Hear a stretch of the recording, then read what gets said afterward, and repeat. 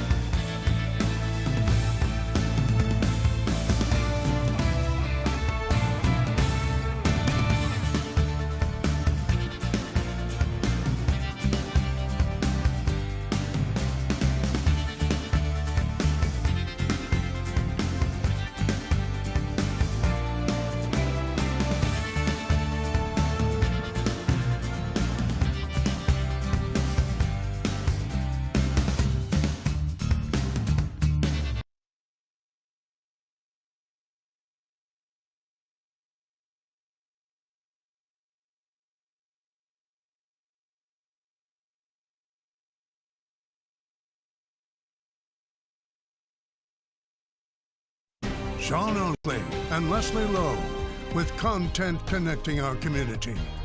You're watching NonStop Local KHQ at 6.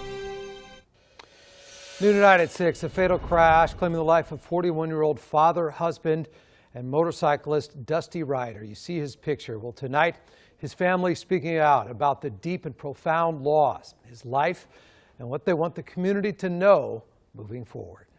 Good evening. Thanks for being with us tonight. I'm Sean Owsley. Tonight at 6, update on that crash from Saturday evening at the intersection of Indiana and Atlantic, leading to an arrest for vehicular manslaughter and driving with a suspended license.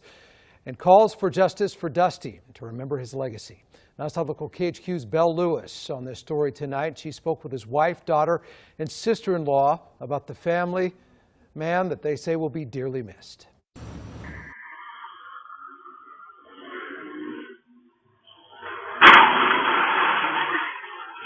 If there's one thing Dusty Ryder's family knows, it's that the crash that killed their loved one didn't kill his love and legacy. Like, he extended his love to everybody.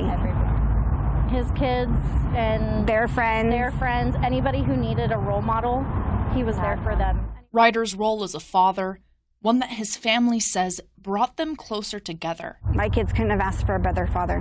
One fond memory. Playing Uno at dinner. I know Uno gets pretty heated in my family. Does it in your guys' Yes, as it well? does. Yeah, It gets pretty heated. yeah, he was pretty competitive. Ryder sharing his love with his 8 children and his wife. It's a love that his family will extend on his behalf to his future grandchildren. He has grandbabies, 2 on the way, so he won't get to know those 2. Well, you'll have to know them and share with them on his behalf, right? Oh, I sure will. I talk to him every night. The fond memories of his life. One specific camping trip, he was chasing Mom around with a dead fish, and then he bit the head off and tried to kiss her. It was really funny. Yeah. The funny, heartfelt, and memorable are what his family says they're holding on to as they call for justice for Dusty. Impaired driving isn't just a problem with this family. Not just for the individual who was arrested for Ryder's death, It's impacted so many families, not just in Spokane, but everywhere. but for everyone impacted by impaired driving. His movement is in Arizona, in California, it's in Texas, Montana. it's everywhere. That movement, his family says, a testament to his character. He was definitely the kind of man that the world needs more of, not less. Reporting in Spokane County, Belle Lewis, NonStop Local. Belle, thank you. Of course, our hearts go out to the family during this tragedy. We appreciate them taking the time to speak in an interview and remember his life. Kiana Cox is arrested and charged with vehicular manslaughter and driving with a suspended license following the crash. This is video of her arraignment Thursday. She pleaded not guilty. Her license was suspended in regards to a prior conviction for reckless driving and hit and run after a DUI arrest. Her trial is set for mid-June. Safety alert tonight and tomorrow morning. The city of Spokane planning to hold a wildfire evacuation drill for those living in the Latah Valley and Eagle Ridge areas right along the US 195 corridor. The intent is to familiarize those living in the potentially fire-prone areas with common exit routes and safety protocols. The drill is voluntary, the exact time not being disclosed for the sake of simulating a real unpredictable fire if one was to break out. We're told the drill will happen sometime after 9:30 a.m., last about 60 minutes time. All right, how about a live look outside? You have made it to Friday evening, and the Inland Northwest showing off a little bit, Leslie, as we kind of glide into the weekend. I like that. That's a good way to put it. We're just going to glide into the weekend. That's how we have to do that on a Friday. Yeah, we do. Yeah, easy, nice roll into a beautiful weekend ahead. So let's get a look at that weather forecast. And we saw, again, blue skies out there. We've got a few high clouds. Those will linger for a little bit. Otherwise, we're good to go. 52 degrees, though. That was our high for today, so below our average of 60 degrees. And boy, our overnight lows have been chilly, and they're going to drop again tonight. 31 degrees. That was last night. Average is 39 degrees, and we'll see our sunset tonight. Should be a beautiful one at 7:52. Current wind speeds not too bad, 5 to 10 miles per hour for most. Still a little bit breezy up towards Okanagan County, where we're seeing some wind gusts upwards of 30 miles per hour. But on our satellite radar, you can see that system continues to inch to the east of us. Montana, the Dakotas, pushing down through Wyoming. Those are still some active areas as we get you into the overnight hours tonight and into the day tomorrow. Otherwise, we're good to go. We have some frosty conditions, so National Weather Service has added a few freeze warnings to the forecast for tonight and some that will continue into Sunday. All areas shaded in purple are under those freeze warnings. Again, the ones over towards Montana set to expire tomorrow, and then frost advisories for the lighter shades of blue. And again, going to be frosty tonight. All right, we've got a quick traffic alert for you. Road construction on East Mission Avenue in Liberty Lake begins on Monday, with work expected to last into the start of the summer. The city says crews will remove and replace sections of sidewalk and curb, install new ADA ramps, and add a new asphalt overlay. Drivers can expect minor delays in one-way traffic, milling and paving, but local businesses have access and will be maintained as much as possible. The project is scheduled to finish in June. Sean? All right, Leslie, thank you. A couple living just south of Julietta, Idaho, found dead in their homes last night. They were discovered during a wellness check from the Latah County Sheriff's Office, who identified the victims online as 66-year-old Kent Rachi and 65-year-old Krista Rachi. They say there is no evidence that anyone else was involved with their deaths, but no additional information was released. The investigation, though, is open and ongoing. There is a concerning and sustained increase in teenage overdoses when it comes to using diphenhydramine. Now, according to the Washington Poison Center, it's a common over-the-counter medicine, often sold as sleep aid or an allergy reducer like Benadryl. In 2025, the Poison Center treated an average of 32 cases per month of young people ages 13 and 19 with diphenhydramine exposures. In the first 3 months of 2026, though, there have been an average of 52 cases per month. Quite the jump. The center also reported that this trend is linked to both intentional self-harm and substance misuse. The center says spring can be a turbulent time for teenagers as the school year draws to a close, and encourages parents, double down, check in, speak to your kids, make sure they're okay. Poison Center encourages parents to be able to recognize the signs that a teen is struggling, talk openly with children about suicide and mental health, connect young people with support like the 988 Crisis Lifeline or Washington Teen Link. Major story advocacy groups and members of the LGBTQ community in Wenatchee showed up to the city council meeting last night, frustrated over a change to the city's banner application process. NonStop Local's Kevin Teeter was at that meeting, brings you more on the change and why it's igniting discourse.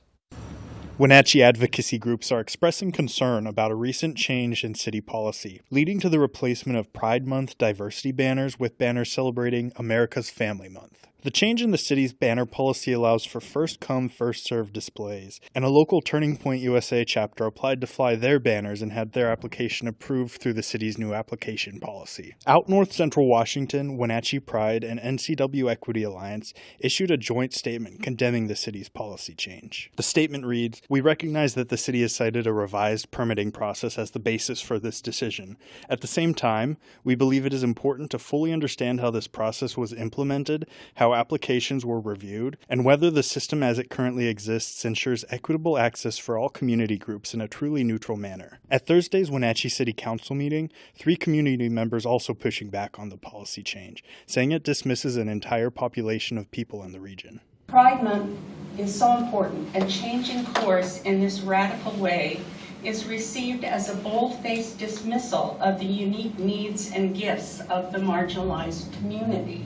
Wenatchee Police Chief Edgar Reinfeld told NonStop Local News Wednesday that the city received an incomplete application from NCW Equity Alliance, while the Turning Point chapter submitted a complete one. This change comes after the city of East Wenatchee blocked the display of Pride banners on light poles last month. The Turning Point chapter, a part of the ministry organization Vector College within Grace City Church in Wenatchee, did not respond to requests for comment Thursday.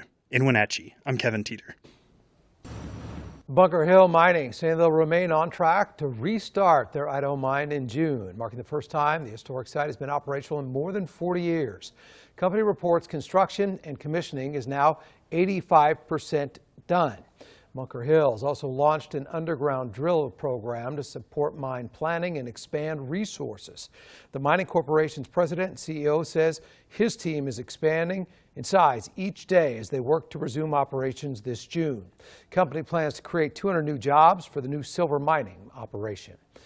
50th running in the Bloomsday race is within striking distance. 8 days, 14 hours plus to go. The 188-year-old runner will be hitting the pavement alongside you this Bloomsday. NonStop Local KHQ's Heidi Miley trained with him today. Well, hey everybody, I want to introduce you to my new running buddy, Tadahiko. He's in much better running shape than me, but he took me out and gave me a few pointers. Tadahiko Hasib has run 23 major marathons and 48 Bloomsdays, but at age 80, doctors found his knee was bone on bone. My knee buckled on me. Last 5 or 6 years, I have been receiving knee injections every 6 months. And I also have had radiation therapy. But even with his diagnosis, he found he couldn't leave running behind. And he tells us his secret for training 5 times a week. Stubbornness. And I have more than 100 excuses to not run. So, you know, you get tired of listening to yourself. So before I think of anything else, I put my running shoes on. Okay, Tadahiko, how did I do? Beautifully. Yeah, Millwood is the best place to be running. Yes, it is. Yeah. And what is your advice to the people who want to get started? Put your running shoes on and shut up and go out and start running. All right. Well, with my new running buddy, I'm Heidi Miley, NonStop Local in Millwood. Thank you. Yeah, fantastic story. I love the perseverance, determination. Got to put the shoes back on, and well done. I love that attitude. Well, still to come tonight at 6, second day of the NFL draft is happening right now. Seahawks roughly on the clock. An update on picks or potential trades later in sports. And a live look over Spokane. We're headed into a weekend, not a week one, but a weekend. Oh boy, I'm glad it's Friday. Nowhere to go but up. We're heading into a week one, folks. I don't even know where that came from. Oh gosh. Anyway, we'll have a full look at your weather forecast. Please stick around.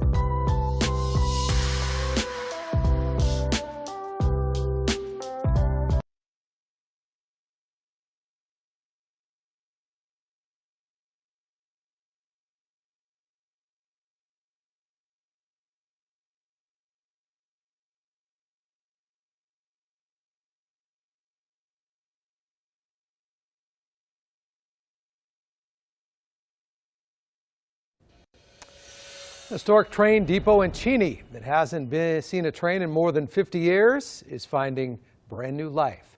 The 100-year-old depot will soon be seeing foot traffic once again as a coffee shop moves in to fill that vacant space, with more potentially to come. Here's NonStop Local KHQ's J.R. Cottingham. Eastern Coffee Roasters in Cheney welcome the community for their grand opening Friday. The depot they're housed in used to transport people back in the 1880s from the mouth of the Columbia River to Spokane, and this was the middle stopping grounds. Now here's a first-time look at 5 beautiful baristas from Eastern Coffee Roasters, and they're all right here standing next to me. Rachel Gorsuch is the Director of Operations. Rachel, grand opening this morning. What can the community expect on those specials? So we have 5 train-themed specials for here at the depot. We have our conductor, Rocky Railroad, caboose, locomotive, and runaway mocha. They all have fun little flavors in them, so hopefully you guys can give them a try and see how you like them. It's a 2,000 square foot historic building in the heart of Cheney, and inside many tables, a conference room, a TV for students and families to stop by and enjoy. We spoke to a couple of customers who were just eager to try the coffee. I love coffee shops all over the place, and we've been missing one for the last 6 months, so well, okay, we got Starbucks, but we've been missing that for a while, and it's just a great part of the community. So I love participating. It looks really cozy in here, which is nice. I'm going to school, so it'll be a nice place to be able to sit down and do homework and whatnot. And here's one of the lanterns conductors used to hold in the nighttime, directing people to the train. One of the artifacts you'll see coming to Eastern Coffee Roasters. Reporting in Cheney, J.R. Cottingham, NonStop Local. And a lot of people heading in there to get their caffeine fix. Leslie, I love these small businesses. They work so hard, so we wish them luck. There's no drinks named after us, but if we were to take on the monikers that they just mentioned, you're definitely the runaway mocha. I am definitely the caboose. I don't know about that. Right. I don't think so. I think you might be right on the runaway, whatever you want to call it. How about we just be the locomotive and keep moving? Let's do that. Right. Yeah, just keep chugging along, right? All right, here's a look at our weather forecast. We've got a few clouds out there. Otherwise, not too bad. 58 in Yakima. We've got 61 degrees in the Tri-Cities and 52 degrees currently in Spokane. Wind speed still a little bit blustery up towards Omak at 29-mile-per-hour gust, but those will quiet down as we get you into the overnight hours tonight. We've got a ridge of high pressure building in, so our storm track is pushing to the east of us. Boy, headed over towards Montana, into the Dakotas, Wyoming. We still got that active weather, and again, you can see areas shaded in blue. That's where we're seeing some snowfall. It is in the higher elevations. Regardless, we're seeing some snow out there. In addition, National Weather Service has added some freeze warnings to the forecast through tomorrow morning for most areas, Kennewick, and then over towards central Idaho. They'll hold on a little bit longer over towards parts of Montana, and then frost advisories down for all areas that are shaded in blue. Those are also set to expire tomorrow morning. Cover up those sensitive plants if they are out there. We've got overnight lows that will dip down into the mid to upper 20s and low 30s for most, just slightly warmer into the Tri-Cities with 37 degrees expected for an overnight low. Tomorrow, sunshine. Temperatures will hold about average, so mid to upper 50s, low 60s. Very comfortable conditions as we head into the weekend. Good weekend to get in a couple of runs as you're ahead of Bloomsday and get that all taken care of. I mean, the weather, temperatures in the 50s, that is just about perfect. Now, spotty showers are expected on Monday. It's been flip-flopping back and forth, so we'll keep a close eye on that, but better safe than sorry. And then the remainder of the 7-day forecast looks pretty quiet. So there's big picture. Satellite radar showing again that system to the east of us. There's that ridge keeping the storm track up to the north of us. So again, quiet conditions for tonight, quiet again tomorrow with our highs topping out at 56. For Spokane, for Coeur d'Alene, we've got 55 up towards Priest River down through Cheney and into Rosalia. The northern mountains top out at 62 degrees over towards Omak. We've got low to mid 50s for Bonners Ferry and to Sandpoint. And then for Colville and Chihuahua, we'll hold right there within the upper 50s. The upper Columbia Basin, Moses Lake 62, 60 in Grand Coulee with the daytime highs tomorrow in Britsville at 59 degrees. And then the Cascade Valleys, Wenatchee up toward Chelan, as well as Leavenworth, will hold right there in the low 60s. Montana, you're on the cooler side, so Kalispell checking in at 48 degrees. The Silver Valley, mid 50s. We've got mid 50s for the Palouse, 61 expected for Orofino, and then we've got 60-degree temperatures expected until Lewiston. This is what it looks like in our futurecast. Again, we've got that system that'll continue to pull across the northern plains there. Otherwise, the biggest concern is going to be right here in the Midwestern states as this system tracks, this multi-day system going to track across Mississippi, Tennessee valleys up into the mid-Atlantic states, producing that potential for, once again, severe weather. So we've got to keep a close eye on that. And you can see where the bullseye is as we get you into the day tomorrow. So please keep that in mind if you've got travel plans. So I'll leave you with your 7-day forecast. There's that look at spotty showers, but look at the remainder of the 7-day forecast as we head up into the 70s by Thursday. We'll take a break. See you back with sports after this.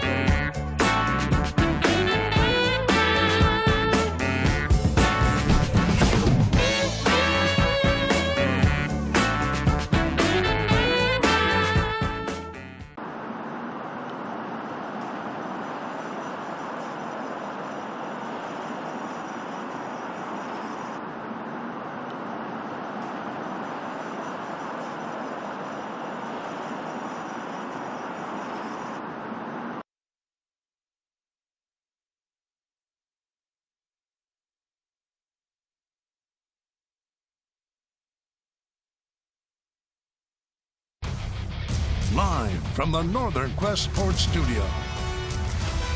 This is SWX NonStop Local Sports. Day 2 of the NFL Draft in Pittsburgh, Pennsylvania going on right now. Rounds 2 and 3 of the NFL Draft. As the Seattle Seahawks, they only have 2 planned picks today, but last night they went with a first-round pick that came as a bit of a surprise, as the Hawks selected Notre Dame's Jadarian Price with the 32nd overall pick in the draft. Price split time in the Fighting Irish backfield with the 3rd overall pick of the draft, Jeremiah Love. But Price, he still ran for just under 700 yards with 11 rushing touchdowns and an average of 6 yards per carry last season. With Super Bowl MVP Kenneth Walker III, now a Kansas City Chief, and Zach Charbonnet set to miss time next season, recovering from a knee injury, Price could be seeing a lot of the field early on. And with the last pick in the 2nd round, the Seahawks selected TCU defensive back Bud Clark. Now Clark, he is a 6'2", 185-pound safety who totaled 15 interceptions in his career with the Horned Frogs. He also had 31 solo tackles alone in his senior season and looks to be a versatile piece in the Hawks secondary. So with Price and now Clark on the board, Seattle will have one more pick here in that, and it's going to be in round 3. Looking ahead to Saturday with their last pick, they don't have a 4th or 5th round pick as they traded those to the Saints for Rashid Shaheed. They do have a 6th round pick, one they acquired from the Cleveland Browns in a trade for center Nick Harris, but they do not have a 7th round pick due to that very same trade. The Washington State Cougars, they'll wrap up spring football practice tomorrow. 14 practices down with both sides of the ball getting used to new coaches and new schemes. On the defensive side of the ball, under defensive coordinator Trent Bray, it's all about flying around and causing some havoc. So that's something that freshman linebacker Isaiah Hung has no problem with and says it will be on full display on Saturday afternoon for the fans looking to see the new look Cougs. In the spring game, we definitely want to show our physicality, I think. That's the number one thing. The way that we run to the ball, we're going to have a different mindset than, I mean, I know every defense says it, but we're going to have a different swarm. We're going to have, obviously, try and have the best swarm in the country. And the annual Crimson and Gray game, it kicks off tomorrow at 2 in Pullman, and it will be followed by a kids clinic on the field right after. Seattle Mariners, they had the day off yesterday to get ready for a 6-game road trip to the Midwest. Game 1 of 3 against the St. Louis Cardinals. It got started at 5 o'clock. Cole Young had an RBI single in the 2nd. Dominic Canzone with an RBI single in the 4th. Right now that scored 2-0 in the 4th inning. Gonzaga Bulldogs are currently on the longest win streak in Division I baseball, and they look to keep it going tonight against Loyola Marymount, as the Zags have tied the program record with an 11-game win streak after a road win on Tuesday down in Pullman. That also gave the Zags their 17th road win of the season, the most of any team in Division I baseball. This one just got underway at the top of the hour against the Loyola Marymount Lions. You can watch it live on SWX or stream it up on our website. And Sean, a little key there. The Zags, they've been on SWX 4 times this season. They've won all 4. Okay, so the track record is pristine. It's pristine, and Austin Getz, he's over there right now, and right now it's looking pretty good. It just started, but It's a beautiful day over there. So. Look at you setting the scene. I like it. I was excited. I was like, you know, if the Zags keep winning, that's cool. The longest win streak right now in Division I baseball. So, yeah, we'll keep it rolling. And back to the Seahawks. I'm okay not having as many picks if we have Rashid Shaheed. Yeah, it was a game changer, literally. Yeah, and we'll have to even see if Jadarius Price ends up maybe doing some special teams work too, because he did a lot of that at Notre Dame. Good returner. I imagine he'll be carrying a lot of rushing downs. All right. Thanks a lot, Noah. Thanks. Here's what we're going to have with the 6:30 360 coverage, an in-depth look, big picture, the measles cases here in our region and nationally, and how this could be put the disease's elimination status in jeopardy as a whole. NonStop Local 6:30 and 6.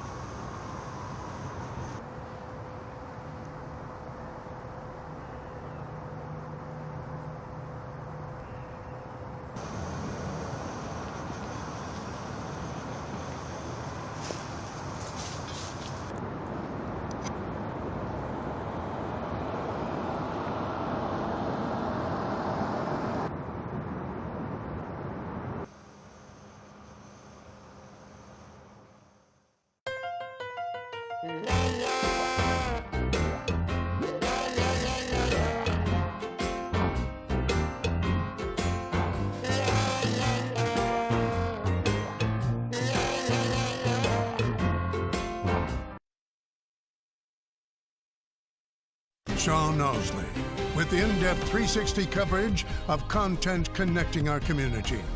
This is NonStop Local KHQ at 6:30.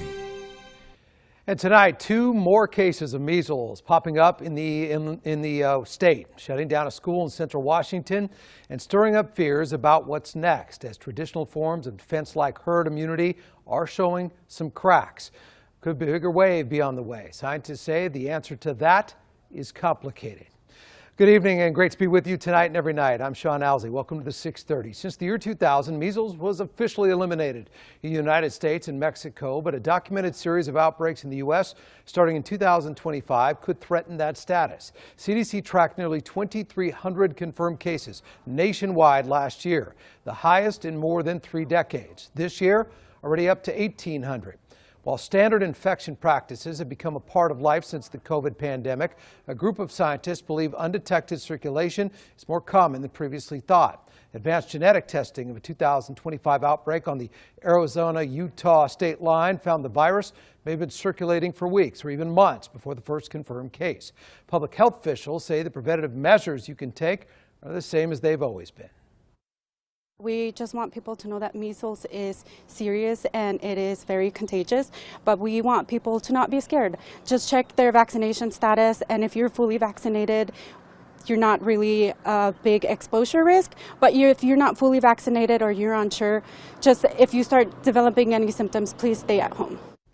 What has health experts the most concerned is the higher chance of infection among children that are not vaccinated. Yesterday, classes were canceled at Valley View Elementary School in Ellensburg after 2 students tested positive. Cases in Kittitas County now stand at 7, which is considered an outbreak. But that's not the only place we've seen activity in the state. Let's pull out to a bigger picture, bring in NonStop Local Pulse anchor Bradley Warren, continuing our 360 coverage. Bradley, you're tracking the latest numbers in Washington and Idaho. Give us a better idea where those cases are, how people can find them, what the big picture looks like overall. Yeah, Sean, so when it comes to the measles cases in the state of Washington and Idaho, numbers are relatively low. So that's the good news, at least in our neighborhood. The CDC says as of April 23rd, 2026, 1,792 confirmed measles cases were reported in the greater domestic United States. In total, there have been 39 cases across Washington, 3 hospitalizations, and no deaths recorded. The bulk of cases reported this year have been in Snohomish County, with the big headline, of course, as you were saying, Sean, and Kittitas County, where there are now 7. In Spokane and Walla Walla, only 1. Should note, 51% of cases are kids ages 5 to 17 years old, according to State Department of Health data.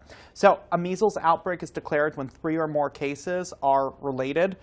33 of the cases right now come from unvaccinated individuals. Vaccination status is unknown in 5 of the other cases. So the CDC does report that in the state of Idaho, there are 2 cases so far this year.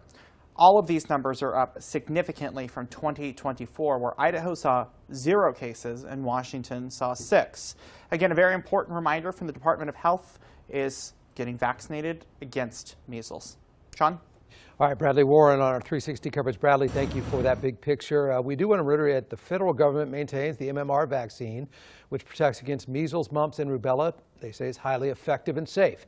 2 doses prevent disease roughly 97% of the time, based on their data, and your county's health district likely hosts no-cost vaccine clinics.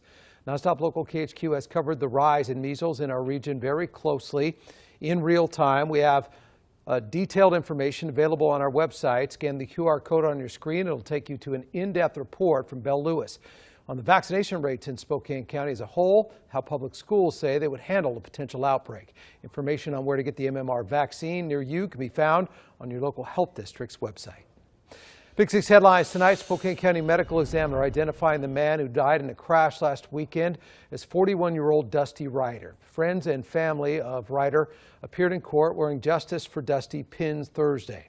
Kiana Cox was charged with vehicular homicide after court documents say she approached an Indiana and Atlantic Street intersection at about 60 miles per hour and hit a Ryder's motorcycle in a collision. At her arraignment yesterday, she pleaded not guilty across the board. NonStop Local received video of the incident from a neighbor's doorbell camera, which may be disturbing to some viewers.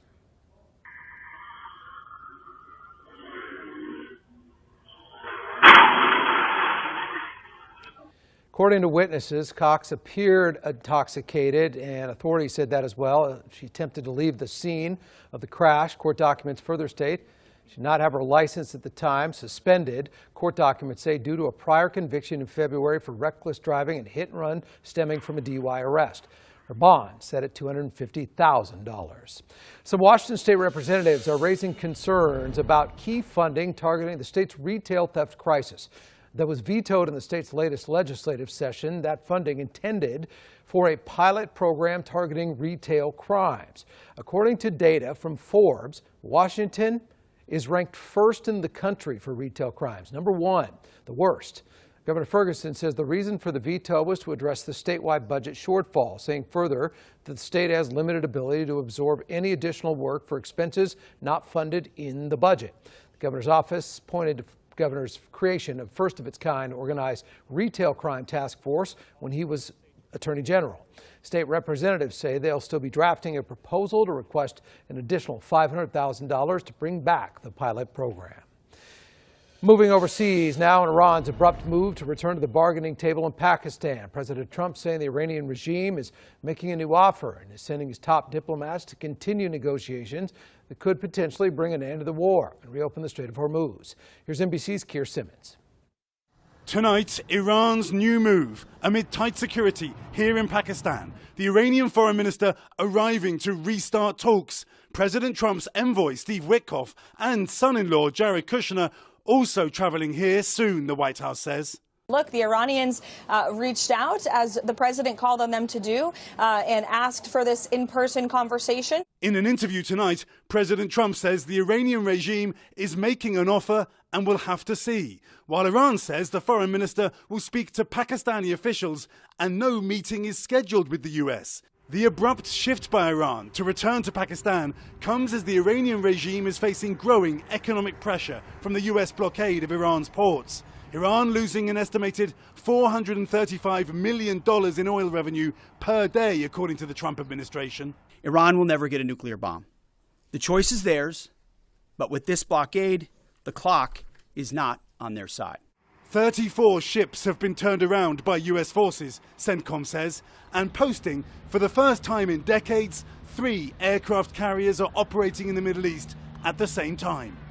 President Trump saying without the ability to sell its oil, Iran will soon run out of space to store it. You know who's under time pressure? They are. Because if they don't get their oil moving, their whole oil infrastructure is going to explode. Back here in Islamabad, the Iranians have arrived without the man who was their lead negotiator, while Vice President Vance is on standby to come only if there's progress. If there are face-to-face talks, they will be tentative at best. Well, U.S. Special Forces soldier has been granted bond after being accused of using classified information about the mission to capture Venezuelan President Nicolas Maduro to win more than $400,000 on the prediction market Polymarket. Federal indictment says Gannon Ken Van Dyke, who was stationed at Fort Bragg in North Carolina, had directly participated in the planning and the execution of that operation. He put down touch above $33,000 in bets just days before that raid. The $250,000 unsecured bond did not require Van Dyke to put up any money. The court docket does not list his next court appearance. We continue to track severe weather across the U.S. Spring storms hitting the areas in the Midwest. Let's bring in Chief Forecaster Leslie Lowe. Tracking those storm systems that are violent in nature recently brought tornadoes to portions of Oklahoma, Leslie. Yeah, we're definitely in tornado season right now, Sean. One destructive tornado tore through Enid, Oklahoma last night, leaving several people picking up what's left of their homes today.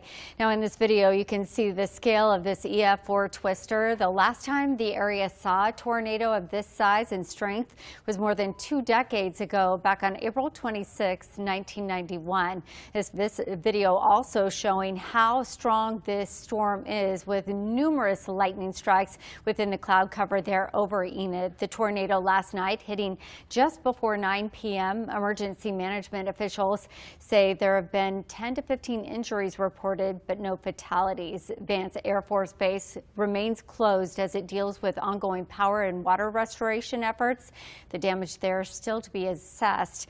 There were a total of 18 tornadoes reported yesterday, including a preliminary EF3 that struck Enid before the EF4. Of course, we're going to continue to monitor these storms. Again, it is a multi-day event, so it's going to be a very busy weekend ahead. Sean? All right, thanks very much, Leslie. Well, day 2 of the NFL draft in Pittsburgh is rolling on. Football fans from all over the country looking to see who might be their next big star on the field. As the defending Super Bowl champs, still has a great ring to it, Seattle Seahawks, these guys. First 3 picks are at the end of each round, and they just picked up another new face. Noah Schmick joining us live at 6:30. The new guy headed to the Emerald City. What's the buzz? Oh, man, a lot of buzz, Sean. I'll tell you what. Head coach Mike Macdonald, of course, he is a defensive-minded coach. He just grabbed another guy on that side of the ball that should help reinforce the depleted Seahawks secondary. So with the last pick in the second round, the Seahawks just selected TCU defensive back Bud Clark. Now, Clark, he played safety in his senior season for the Horned Frogs, but he is versatile. He stands at 6'2", 185 pounds as just a safety and had 31 solo tackles in his senior season alone and totaled 15 interceptions in his career in Fort Worth, Texas. And don't forget, that was that pick today. Yesterday, it was the Hawks' first-round pick being the Notre Dame running back Jadarian Price. He ran for just under 700 yards last season while splitting time in the Notre Dame backfield with the 3rd overall pick of the draft. That was a need for the Hawks with Super Bowl MVP Kenneth Walker III now at Kansas City, and Zach Charbonnet set to miss time recovering from a knee injury. So with Price and now Clark, Seattle will have one more pick in round 3, and looking ahead to Saturday, they don't have a 4th or 5th round pick as they traded those to the Saints for Rashid Shaheed. They do have a 6th round pick, one they acquired from the Cleveland Browns in a trade for center Nick Harris, but they do not have a 7th round pick due to that very same trade. But that's a big pick there in the second round for the Hawks. Of course, Reek Woolen and Kobe Bryant, 2 guys that left the Seahawks. So now it's going to be, all right, who do we got? We got Julian Love. I mean, it's going to be a little bit of a packed secondary, but I really think, Mike Macdonald knows how to put his people in places, I should say. In coach speak from Mike Macdonald, we've got guys. Yeah, we got guys. What does Zach say? We got dudes all the time. They got guys. They got guys. All right, Noah. Thanks for sticking around at 6:30. Good to have you. Of course. Yeah, thanks, Sean. Anytime. You're welcome. All right. Much more to come tonight on the 6:30. Your health news. Why the FDA is putting 2 new drugs on the fast track for approval. How they could be essential in treating mental health disorders. Plus a look at April's consumer sentiment report and what factors economists say could be driving it. And a live look over Spokane, beautiful into the work week, and we're headed into a gorgeous weekend ahead as well. Full look at that weather forecast. Stick around. We'll see you back here in a few minutes. Sean? Thank you, Leslie. And our one good thing straight ahead, a bald eagle getting a second chance. Look at these photos. Heartwarming update on its recovery after suffering a debilitating injury.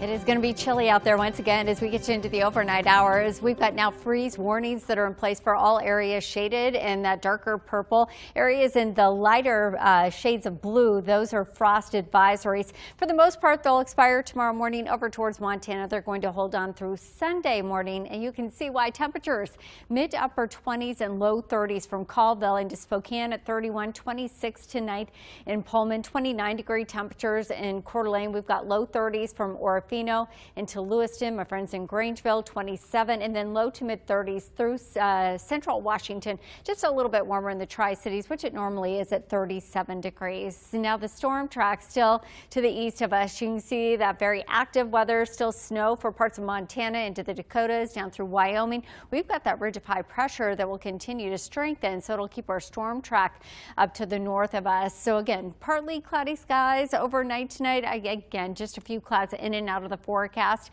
Otherwise, chilly tonight, tomorrow. Temperatures closer to our averages, a couple of degrees below at 56 for a high in Spokane, 56 degrees also over towards Coeur d'Alene. Mid 50s in Pullman. We've got upper 50s up towards Colville, and then 60-degree temperatures in Lewiston and Orofino. Grangeville, you'll check in the upper 50s tomorrow, not 41 degrees, and then back into central Washington. We've got those daytime highs at low to mid 60s from Omak all the way down into the Tri-Cities with a high of 64 degrees. I'll take you into the weekend because a lot of you said to travel. Again, we've still got that snow and blustery weather over towards areas into Montana and the Dakotas, but the real watch spot, the real talker is Bend for the Midwestern states, pushing into the Mississippi, Tennessee valleys as we head into the day tomorrow. We have got that potential once again of severe weather as we head through our Saturday and into our Sunday as that system continues to push off to the east of us. As far as where the bullseye is for tomorrow, you can see again for parts of Texas and Oklahoma, Arkansas, over towards parts of Missouri and Kansas. So if you are traveling to any of those areas, please check with your air carrier before you head out the door. Likely going to see some cancellations and or some delays. Otherwise, for us, here the weekend is quiet. We've got temperatures in the upper 50s on Monday, just some spotty showers. But Sean, check this out. As we get you into the end of the week, temperatures headed up into the low end of the 70s. So we're saying maybe there's a chance for some nice weather as we get you into Bloomsday weekend. We'll watch that very closely. Yeah, we're getting close to having a clearer idea of what it's going to look like. Yes. You and I will be together. We will. I think we're 7 to 8 on KHQ. Yes. And then I think Dennis Patchen's going to join.